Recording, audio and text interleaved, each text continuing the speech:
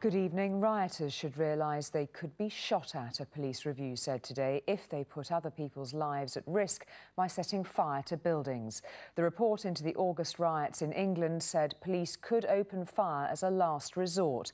It has also suggested plastic bullets and water cannon, once a feature of policing in Northern Ireland, could be used in English cities where riots break out. The Chief Inspector of Constabulary said it was important to discuss measures now so everyone was prepared if it happens again. Our crime correspondent John Clements reports. They've never been fired at crowds in Britain before, but that may have to change. Plastic bullets have long been part of the police armoury, but today a watchdog said it was time officers were told more clearly when they could get them out. During the summer riots, they could have been used on those throwing petrol bombs.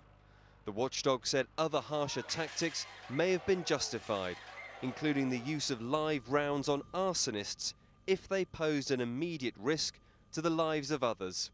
For the first time in 30 years, we should reconsider the tactics available to the police to protect people, to protect our citizens in places like Croydon and Clapham and Ealing.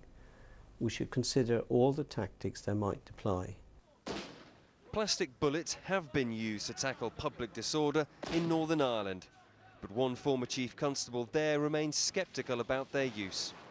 They would have been the wrong tactic at the wrong time in the wrong place. They only work in certain precise situations, which we were not seeing in the summer riots.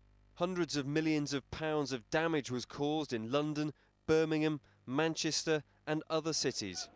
Public anger made worse by the unwillingness of some police to take rioters on. In Hackney, grandmother Pauline Pearce became an internet sensation for confronting them herself. She's adamant more firepower is not the answer. All the riots needed was more police. Plenty more police. It would have backed them off, it would have kept the children at bay, the yobs, whatever they want to call them.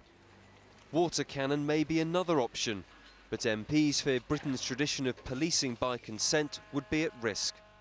We do not want to go down the road of where we use water cannon and plastic bullets on a regular basis, indeed at all. It took an unprecedented surge in police numbers to restore order last summer.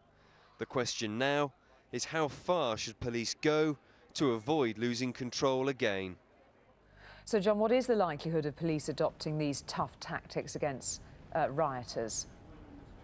Well, I think to a degree that's actually in our hands. I think what the report today did was not necessarily say the police want to use these tactics. It's quite apparent from what we heard in that report that many of them remain very sceptical about their use. I think what they do want, though, is clarity. They want the public and the politicians to tell them, really, how far do you want us to go?